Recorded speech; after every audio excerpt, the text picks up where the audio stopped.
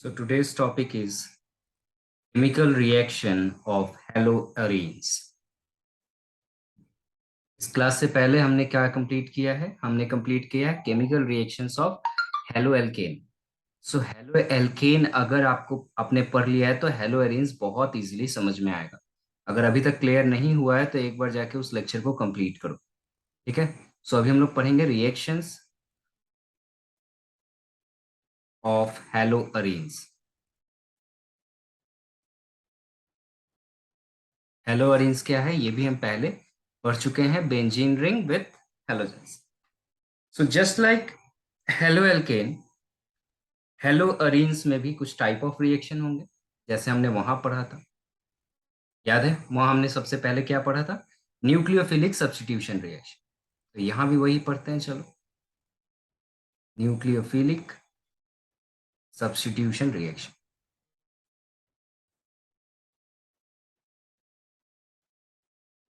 वहां पर आपको याद होगा मैंने SN1 SN2 मैकेनिज्म पढ़ाया था.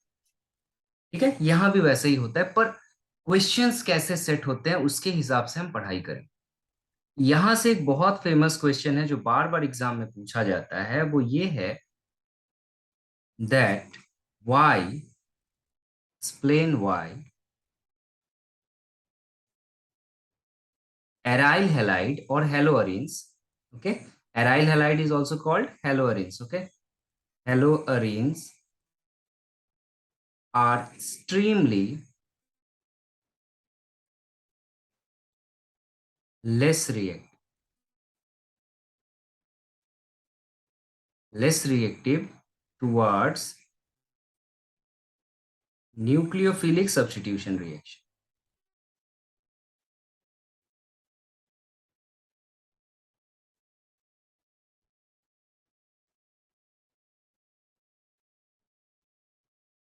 इस न्यूक्लियोफिलिक सब्स्टिट्यूशन रिएक्शन के लिए हेलो एल्केन तो रिएक्टिव था, SN1 SN2 मैकेनिज्म होता था, लेकिन हेलो एरिन्स जो होते हैं बहुत कम रिएक्टिव होते हैं. ऐसा क्यों है? तो इसका बहुत सारा मल्टीपल रीजंस हम लोग आंसर कर सकते हैं. ठीक है. पहला हम लोग आंसर कर सकते हैं इसको on the basis of resonance effect. ठीक है. पहला हम इसे आंसर कर सकते हैं ड्यू टू, सिंपली लिख सकते हो आप due to number one resonance effect.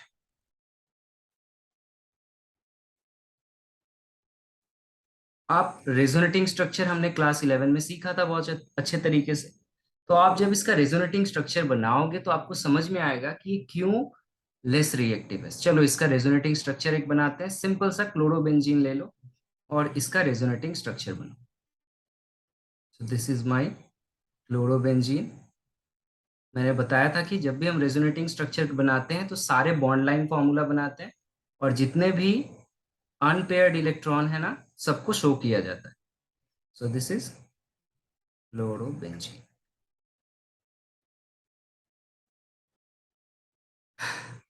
याद आ रहा होगा हम लोग कैसे रेजोनेटिंग स्ट्रक्चर बनाते थे. सो रेजोनेटिंग स्ट्रक्चर बनाते वक्त ये क्या होता है, ये इलेक्ट्रॉन यहाँ आके पाई इलेक्ट्रॉन बनाएगा और ये पाई इलेक्ट्रॉन इस कार्बन के ऊपर खुल जाएगा. याद आ रहा है? इस तरीके से हमने पढ़ा था. सो पहला स्टेप क्या हुआ हमारा, यहाँ डबल बॉन्ड आ गया, ये क्लोरीन इसने अपना एक इलेक्ट्रॉन डोनेट कर दिया पाई इलेक्ट्रॉन के लिए तो प्लस आ गया और यहाँ पे इलेक्ट्रॉन दोनों शिफ्ट हो गया तो ये माइनस हो गया और ये दोनों बॉन्ड एज इट इज है. ठीक है. उसके बाद हम क्या करते थे, याद करो. उसके बाद ये पाई इलेक्ट्रॉन इधर आके पाई बॉन्ड बनाएगा और ये पाई बॉन्ड खुल के पाई इलेक्ट्रॉन बनाएगा. And this process will go on. ये कंटिन्यू चलता रहेगा. जिसको भी आप टच नहीं करो उसको एज इट इज लिख दिया करो पहले. देखो हमने इस जिसको टच नहीं किया उसको लिख दिया और यहाँ पर ये इस तरीके से बॉन्ड आ गया. फिर से क्या होगा, ये पाई इलेक्ट्रॉन पाई बॉन्ड बनाएगा, ये पाई बॉन्ड पाई इलेक्ट्रॉन बनाएगा. सो अभी तक ये टच नहीं हुआ है, इसको एज इट इज छोड़ देंगे. यहाँ पे बॉन्ड आएगा एंड देन फाइनली क्या होगा, ये पाई इलेक्ट्रॉन पाई बॉन्ड बनाएगा और ये पाई बॉन्ड खुल के वापस चला जाएगा.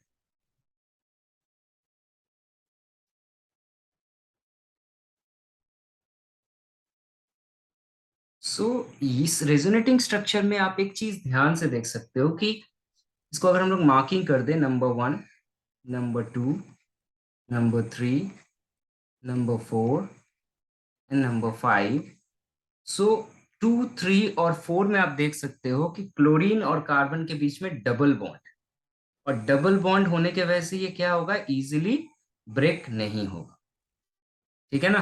तो ड्यू टू रेजोनेटिंग स्ट्रक्चर क्या है, यहाँ पे पार्शियल डबल बॉन्ड आ जा रहा है, और पार्शियल डबल बॉन्ड आने की वजह से ये इजीली ब्रेक नहीं होगा, और इजीली ब्रेक नहीं होगा तो लेस रिएक्टिव होगा। तो हम लोग यहाँ क्या स्टेटमेंट डाल सकते हैं, just a minute, let me add some more.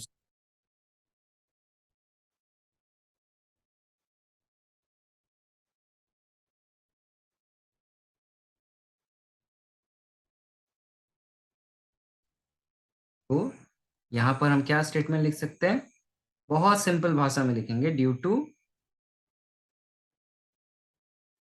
To resonating structure,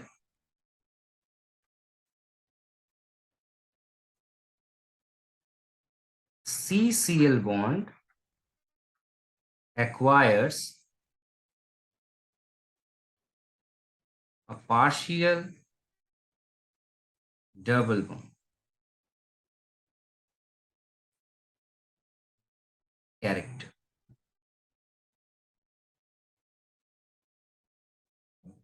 ठीक है। Therefore, cleavage of cleavage of CCl bond is difficult and hence less reactive. Simple सा भाषा में क्या समझ में आया, डबल बॉन्ड आ गया और ये डबल बॉन्ड टूटना मुश्किल है, सिंगल बॉन्ड इजिली टूट जाता था, ये एक रीजन हमारा होगा। साधारण लैंग्वेज में एक दूसरे तरीके से भी इसे आंसर कर सकते हैं। देखो ये घुमा फिरा के एग्जाम में पूछेगा अलग अलग तरीके से, इसीलिए बताया। दूसरा क्या रीजन हो सकता है, डिफरेंस इन हाइब्रिडाइजेशन। ठीक है, डिफरेंस इन हाइब्रिडाइजेशन।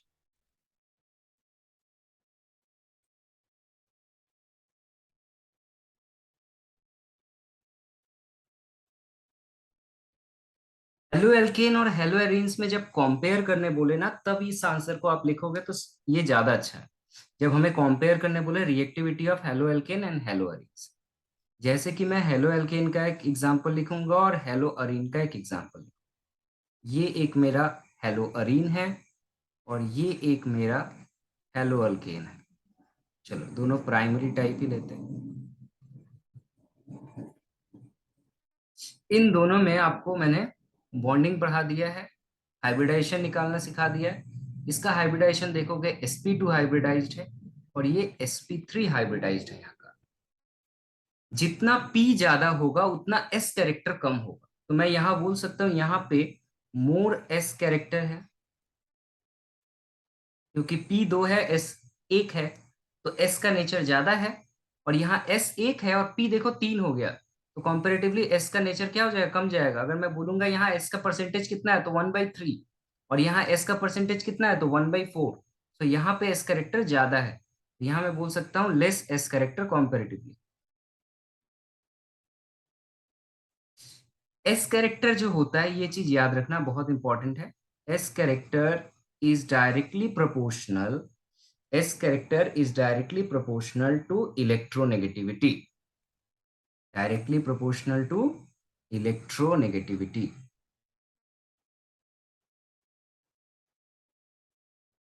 सो इसका मतलब यहाँ पर जो ये कार्बन का नेचर होगा, इसका इलेक्ट्रोनेगेटिविटी ज्यादा हो जाएगा कंपैरेटिवली sp3 हाइब्रिडाइज्ड वाले कार्बन से। और एज ए रिजल्ट यहाँ पर हमारा क्या होगा, हेलो एल्केन में s कैरेक्टर कम है, लेस इलेक्ट्रोनेगेटिव है। यहाँ s कैरेक्टर ज्यादा है, ये मोर इलेक्ट्रोनेगेटिव है। इलेक्ट्रोनेगेटिव अगर ज्यादा होगा तो बॉन्ड लेंथ क्या हो जाता है, छोटा हो जाता है। तो therefore CX bond length is smaller in haloarene, therefore less. कैसे याद रखोगे इसको, इसको याद रखने का ट्रिक सीख लो, बहुत आसान है ट्रिक। इसको मैं इस तरीके से याद रखता हूँ। देखो एस कैरेक्टर जो है मेरा, अगर एस कैरेक्टर बढ़ा तो इलेक्ट्रोनेगेटिविटी बढ़ेगा, इलेक्ट्रोनेगेटिविटी बढ़ा तो क्या बढ़ जाएगा हमारा, बॉन्ड का लेंथ जो है वो छोटा हो जाएगा। और बॉन्ड का लेंथ अगर छोटा होगा तो बॉन्ड का स्ट्रेंथ बढ़ जाएगा, क्योंकि जितना छोटा बॉन्ड उतना ही स्ट्रांग। और अगर बॉन्ड का स्ट्रेंथ ज्यादा हो गया तो उसको तोड़ना मुश्किल है, तो अगर उसको तोड़ना मुश्किल है तो उसका रिएक्टिविटी कम हो गया। बस इस सीक्वेंस में इसको याद रखो। एस कैरेक्टर बढ़ा, इलेक्ट्रोनेगेटिविटी बढ़ा, बॉन्ड लेंथ घटा, बॉन्ड लेंथ घटा तो बॉन्ड का स्ट्रेंथ बढ़ गया, बॉन्ड का स्ट्रेंथ बढ़ गया तो रिएक्टिविटी घट गई। ठीक है। थर्ड जो होता है, हम लोग इसी आंसर को थर्ड वे में कह सकते हैं। सारे आंसर नहीं लिखने हैं आपको, मार्क्स के ऊपर डिपेंड करता है, घुमा फिरा के अगर पूछेगा। ठीक है। तीसरा जो होता है इनस्टेबिलिटी ऑफ फिनाइल कैटायन। ये क्या होता है फिनाइल कैटायन, मतलब अगर ये मैं पकड़ लूँ एक मेरा हेलोअरीन, और ये जब टूटेगा, better to write in bond line formula. Bond line में लिखो क्योंकि रेजोनेंस करना है हमें। तो अगर मैं इसे तोड़ दूंगा तो यहाँ पर क्या होगा, प्लस साइन आएगा और ये एक्स माइनस हो जाएगा, तो इसे ही हम लोग फिनाइल कैटायन कहते हैं। ये फिनाइल कैटायन जो होता है ये काफी अनस्टेबल होता है। ओके, ये काफी अनस्टेबल होता है, क्योंकि रेजोनेंस रेजोनेंस कर से ये स्टेबलाइज नहीं होता है। ठीक है, तो ये नहीं स्टेबलाइज किया जाता है by resonance, not stabilize by resonance. आप रेजोनेंस करके देख सकते हो इसका, इसको हम लोग स्टेबलाइज नहीं कर सकते। इसकी वजह से ये पहले टूटना नहीं चाहता है, इसीलिए इसका SN1 मैकेनिज्म हो ही नहीं सकता, क्योंकि SN1 में आप याद करो टूट के पहले टूटता था, उसके बाद यहाँ पे OH माइनस जुड़ता था। तो इसका मतलब यहाँ पे एक चीज हम नोट कर सकते हैं कि SN1 mechanism is not possible.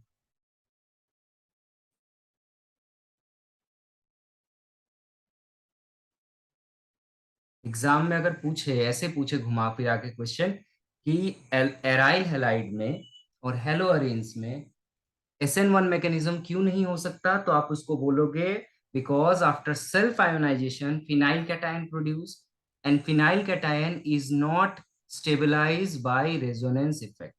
This phenyl cation is not stabilized by resonance effect and hence SN1 mechanism is not possible, क्योंकि SN1 में तो पहले कैटायन बनता था, उसके बाद इस पे न्यूक्लियोफाइल अटैक करता था, तो ये तो हो ही नहीं सकता। ठीक है, चलो ये कुछ पॉइंट्स हो गए जिससे हम ये बता सकते हैं कि क्यों ये लेस रिएक्टिव है। ये लेस रिएक्टिव तो है लेकिन रिएक्शन होता है। ठीक है, लेस रिएक्टिव है इसका मतलब नहीं होगा ऐसा नहीं है, कुछ रिएक्शंस फिर भी होंगे, और जो भी होंगे SN2 मैकेनिज्म को फॉलो करके होंगे। यहाँ मैंने पहले ही बता दिया कि SN1 यहाँ पर हो ही नहीं सकता, SN1 mechanism is not possible, तो जो भी होगा SN2 होगा। और SN2 किस में होता है आपको पता है कि एक कैटायन आके जुड़ रहा है, सॉरी एक न्यूक्लियोफाइल जुड़ रहा है और हैलोजन रिमूव हो रहा है, दोनों साइड बाय साइड होता है। क्लियर। सो इसका कुछ एग्जांपल देख लेते हैं। चलो पहला एग्जांपल देखते हैं, फेनॉल बनेगा अगर, तो बहुत स्लो रिएक्शन होगा, हमें पता ही है, हमने पहले ही पढ़ लिया कि ये काफी लेस रिएक्टिव होगा। तो अगर मैं OH माइनस इसमें ऐड करूं तो OH माइनस का सोर्स क्या होता है, OH माइनस का सोर्स होता है NaOH, ले सकते हो आप एक्वस, तो आप डायरेक्टली OH माइनस ना लिख के आप क्या लिख सकते हो, यहाँ पर NaOH लिख सकते हो एक्वस। ओके, ये NaOH से OH माइनस निकलेगा, NaOH एक्वस लेते हैं हम। और ना बहुत हाई टेम्परेचर होना चाहिए, 623 केल्विन, और बहुत हाई प्रेशर 300 एटमॉस्फेरिक प्रेशर अगर हम देते हैं, और एसिडिक मीडियम में ये सॉल्यूशन को हम रखते हैं फिर नेक्स्ट स्टेप में, तब जाकर ये क्या होता है, ये फर्स्ट स्टेप होता है, ये सेकेंड स्टेप होता है। ये क्यों होता है ये थोड़ी बाद में हम समझेंगे, सिंपली समझ लो कि ये Cl हट के यहाँ OH बैठ जाता है। ठीक है, इसमें एक चीज आप नोट कर सकते हो कि इसका रिएक्टिविटी हम बढ़ा सकते हैं। इस रिएक्शन का रिएक्टिविटी को बढ़ाने के लिए we can increase the reactivity by attaching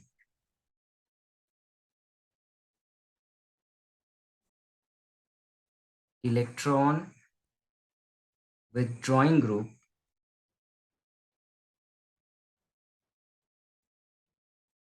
at ortho or para position, not meta position. Okay, ये चीज याद रखना, not Meta position. Meta position पे अगर इलेक्ट्रॉन विथड्रॉइंग ग्रुप को लगाओगे कोई फर्क नहीं पड़ेगा। ऑर्थो और पैरा पोजीशन पे जब हम लगाते हैं इलेक्ट्रॉन विथड्रॉइंग ग्रुप मतलब नेगेटिव आई ग्रुप। इलेक्ट्रॉन विथड्रॉइंग ग्रुप का मतलब होता है नेगेटिव आई ग्रुप। याद करो क्लास 11 में मैंने बताया था इलेक्ट्रॉन विथड्रॉइंग ग्रुप जो इलेक्ट्रॉन को अपने तरफ खींचता है। तो अगर मैं ऑर्थो या पैरा पोजीशन पे लगा दूं ना तो मेरा रिएक्टिविटी बढ़ जाएगा। देखो कैसे बढ़ जाएगा। जैसे ये क्लोरीन है, अगर मैं इसे इसके पैरा पोजीशन पे NO2 लगा देता हूं तो यही रिएक्शन मेरा कम टेम्परेचर पे हो जाएगा, 443 केल्विन टेम्परेचर पे ही हो जाएगा। ठीक है। नेक्स्ट स्टेप में इसमें एसिड, डाइल्यूट एसिड डालना पड़ता है। और जब मैं ऐसा करूंगा तो क्या होगा, हमारा Cl रिमूव हो जाएगा और वहां पे OH बैठ जाएगा। देखो ये रिमूवल मेरा फास्ट हो गया। अगर मैं ऑर्थो, ये ऑर्थो होता है, ये मेटा होता है, ये पैरा होता है, पैरा पे बिठा दूं या फिर अगर दोनों ही जगह बैठा हो तो और फास्ट हो जाएगा। Let's see. अगर मैं ऑर्थो पे भी बैठा दूं और पैरा पे भी एक, दोनों इलेक्ट्रॉन विथड्रॉइंग ग्रुप है, तो यही रिएक्शन मेरा और फास्ट हो जाएगा। तो ये 368 केल्विन पे ही हो जाएगा।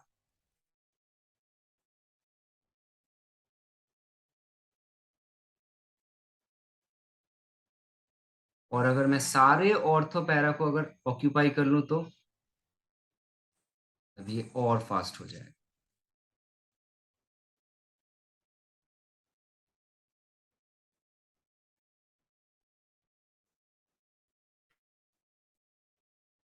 सारे ऑर्थो पैरा को अगर मैं ऑक्यूपाई कर लेता हूं तो ये रिएक्शन सिर्फ हॉट वार्म वाटर डालने से ही हो जाएगा। अगर मैं सारे को कर लेता हूं तो जस्ट हल्का सा हीट होने से ही हुआ, या वार्म होने से ही हम लोग बोल सकते हैं, वार्म होने से ही मेरा काम बन जाएगा। तो तुम लोग का होमवर्क है कि ऐसा क्यों होता है।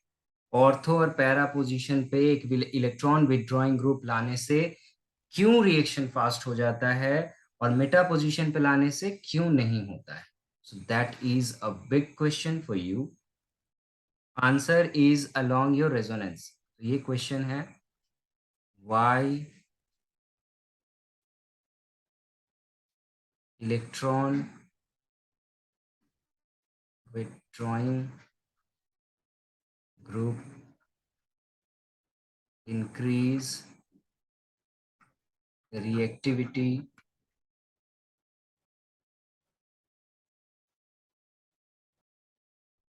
why electron withdrawing group increase reactivity when they attach at ortho and para position but not at meta position। इसी तरह के क्वेश्चन नीट जेई में पूछे जाते हैं घुमा फिरा के। तो ये क्वेश्चंस काफी काफी इंपॉर्टेंट। ठीक है। इसका रेजोनेटिंग स्ट्रक्चर आप करोगे आपको पूरा क्लियर समझ में आ जाएगा। और एक चीज मैं इसके लिए हिंट्स दे सकता हूं आपको, दो चीज आपको पता होनी चाहिए। पहला पता होना चाहिए हमें resonance,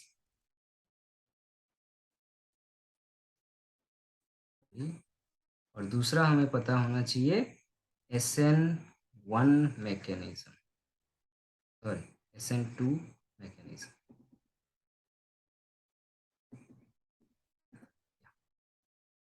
SN2 mechanism. So SN2 mechanism के थ्रू और रेजोनेंस के थ्रू आप आराम से इसको आंसर कर सकते। सो प्लीज सर्च इट, ढूंढो, फाइंड आउट करो। अगर कुछ डाउट हो तो मुझे बताओ। ठीक है, तो न्यूक्लियोफिलिक सब्स्टिट्यूशन में फिलहाल यही है। न्यूक्लियोफिलिक सब्स्टिट्यूशन रिएक्शन क्यों स्लो होता है ये आंसर हमने देखा, लेकिन अगर होता है तो उसमें भी वैसे ही होगा। Cl हट जाएगा, Cl की जगह OH माइनस, जैसे कि OH माइनस एक न्यूक्लियोफाइल है, इसके अलावा दूसरे न्यूक्लियोफाइल भी हो सकते हैं, वो आके इसकी जगह अटैच हो जाए। ठीक है, रिएक्टिविटी बढ़ाने के लिए हम एक इलेक्ट्रॉन विदड्रॉइंग ग्रुप को, ये NO2 जो है एक इलेक्ट्रॉन विदड्रॉइंग ग्रुप है या फिर नेगेटिव आई ग्रुप है, ये इलेक्ट्रॉन को अपने तरफ खींचता है। और इलेक्ट्रॉन को अगर ये अपने तरफ खींचेगा तो क्लोरीन कैसे इजीली रिलीज हो जाएगा, यही आपको ढूंढना है और यही बताना है। क्लास 11 का इंडक्टिव इफेक्ट, मिजोमेरिक इफेक्ट, ये थोड़ा याद रखना होगा। ठीक है, चलो ये आंसर तुम लोग मुझे खुद बताओ। नेक्स्ट जो हम लोग देखेंगे वो होगा second type of reaction, that is called electrophilic substitution reaction. वो न्यूक्लियोफिलिक था, ये होगा हमारा इलेक्ट्रोफिलिक सब्स्टिट्यूशन रिएक्शन।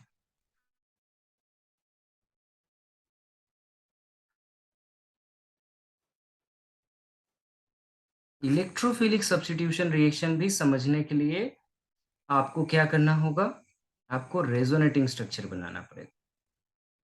इसको भी करने के लिए आपको रेजोनेटिंग स्ट्रक्चर करना होगा, तभी समझ में आएगा कि कैसा हो। चलो फिर से वही करते हैं, एक हैलोजन ले लेते हैं जैसे पहले हमने किया था और इसका रेजोनेटिंग स्ट्रक्चर बनाते हैं। सो जस्ट गो अहेड और इसका रेजोनेटिंग स्ट्रक्चर बनाओ।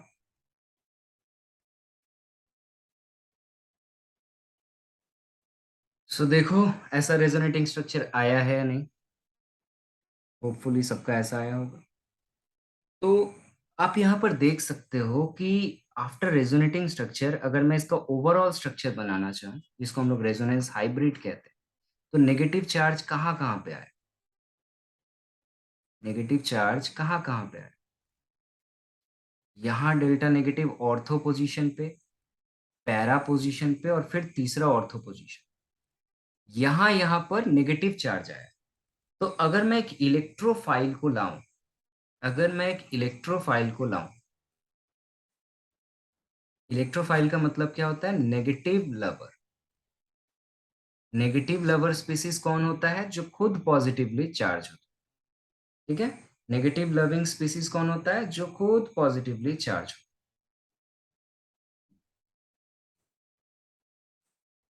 तो अगर कोई पॉजिटिव चार्ज आएगा तो वो कहाँ ज्वाइन करेगा, फॉर एग्जाम्पल CH3+ आए, तो ये CH3+ किस किस पोजीशन को ज्वाइन करेगा, या तो ऑर्थो पोजीशन को ज्वाइन करेगा या फिर पैरा पोजीशन को join.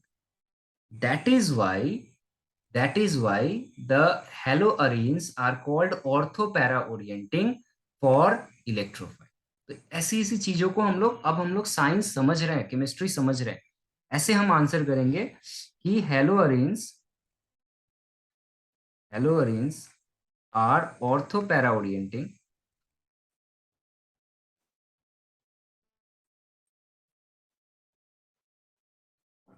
towards electrophilic substitution reaction।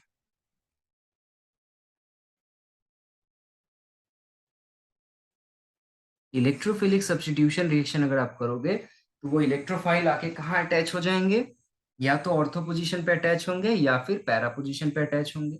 फिर उनका करस्पॉन्डिंग स्टेबिलिटी हमें कैसे पता चलेगा, ये हमारे क्लास 11 का नॉलेज से पता चलेगा, steric hindrance, then your hyperconjugation, inductive effect वगैरह वगैरह, ये सारे नॉलेज अप्लाई करके हमें समझ में आएगा कि ऑर्थो वाला ज्यादा स्टेबल है या पैरा वाला ज्यादा स्टेबल। ठीक है, तो एक इसमें हम लोग सिंपल सा एग्जांपल ले सकते हैं, जैसे पहला हेलोजिनेशन। एक सिंपल सा एग्जांपल इसमें ले सकते हैं, हेलोजिनेशन। हेलोजिनेशन में आप क्या कर सकते हो, एक क्लोरोबेंजीन ले लो और यहाँ पर अगर मैं Cl2 दूं in presence of anhydrous AlCl3 और FeCl3, then what happen? Ortho and para position are occupied by chlorine. So chlorine ortho position पे बैठ सकता है या फिर पैरा पोजीशन पे बैठ सकता है। नाम आपको लिखना आना चाहिए। This is 1,2 dichlorobenzene and this is 1,4 dichlorobenzene. So name आप खुद लिखोगे, ठीक है। नेम अगर नहीं लिख पाए ना तो एग्जाम में गलत हो जाएगा, कुछ नहीं कर पाओगे। सो इसको हम लोग सिंपली बोल सकते थे ऑर्थो डाइक्लोरोबेंजीन, ऑर्थो डाइक्लोरोबेंजीन। इसे हम सिंपली कह सकते हैं पैरा डाइक्लोरोबेंजीन। इसमें स्टेबिलिटी का कॉन्सेप्ट से आप मुझे आंसर करना, मैं लिख दे रहा हूं, आप मुझे आंसर करके बताना ऐसा ठीक लिखा है मैंने या गलत लिखा है। ये माइनर होगा प्रोडक्ट और ये मेजर होगा। जो मेजर प्रोडक्ट होता है वो ज्यादा स्टेबल होता है। और अगर मैंने जो लिखा है ये सही है या नहीं है, ये आपको मुझे बताना है नेक्स्ट क्लास। ओके।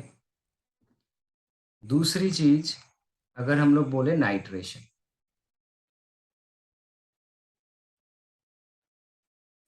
नाइट्रेशन में हम क्या करते हैं, NO2 को ऐड करते हैं। NO2 को ऐड करने के लिए क्या करना है हमें, कौन सा रिएजेंट होता है, ये हमने पढ़ा था बार बार क्लास 11 में, HNO3 plus H2SO and heat, हमेशा याद रखोगे।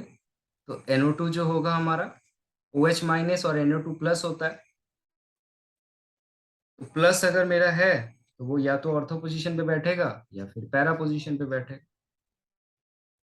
इसका नाम क्या होगा, आपको बताना है, क्या नाम होगा इसका, ऑर्थो नाइट्रो क्लोरोबेंजीन या ortho nitro, ortho chloro nitrobenzene, क्या नाम लिखेंगे, आईयूपैक नेम लिखो, अपने आप समझ में आ जाएगा। So this is ortho chloro nitrobenzene. दोनों ही सब्स्टिट्यूएंट है, नाइट्रो और क्लोरो। तो सी से क्लोरो होता है, एन से नाइट्रो होता है, तो एन सी पहले आएगा। सिमिलरली ये हो जाएगा पैरा क्लोरो नाइट्रोबेंजीन। और यहाँ पे भी स्टेबिलिटी के मामले में कौन ज्यादा स्टेबल होगा, ये मेजर प्रोडक्ट बनेगा, ये माइनर प्रोडक्ट। सो सिमिलरली बाकी के जो रिएक्शंस है वो आपका होमवर्क है, ये करके रखोगे। होमवर्क में होगा 3 नंबर सल्फोनेशन,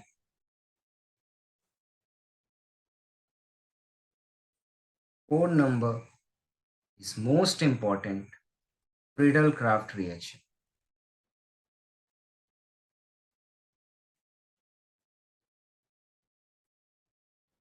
ये रिएक्शन कितने सालों से बार बार पूछा जा रहा है, ये आप अच्छे तरीके से पढ़ के आओगे। Friedel craft reaction, this is most important reaction. Friedel craft alkylation होता है, फ्रीडल क्राफ्ट एसाइलेशन होता है, इसमें 2 टाइप का होता है। ओके, एक में हम लोग एल्काइलेशन सीखेंगे, एक में एसाइलेशन सीखेंगे। तो फ्रीडल क्राफ्ट एल्काइलेशन और Friedel Crafts acylation,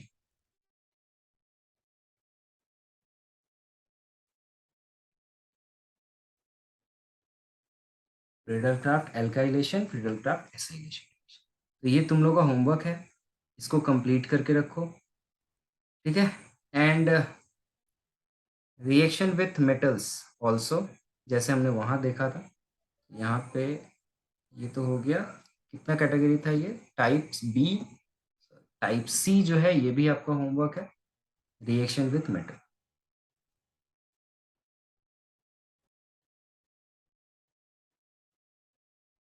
reaction with metals, इसमें वुर्ज फिटिग रिएक्शन,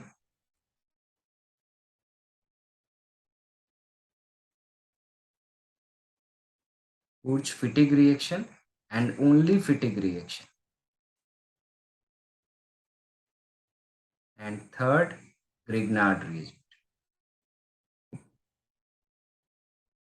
ठीक है, तो ये छोटा सा होमवर्क मैंने दिया, ये कंप्लीट करके आओगे तो हमारा ऑलमोस्ट चैप्टर खत्म हो जाएगा। इसके बाद इसका नेक्स्ट टॉपिक जो है कंप्लीटली अलग है, वो है अबाउट क्लोरोफॉर्म आयोडोफॉर्म, इसका प्रिपरेशन के बाद, तो वो मैं सेपरेटली पढ़ाऊंगा अलग से। ये चैप्टर खत्म हो जाएगा। ओके, चलो।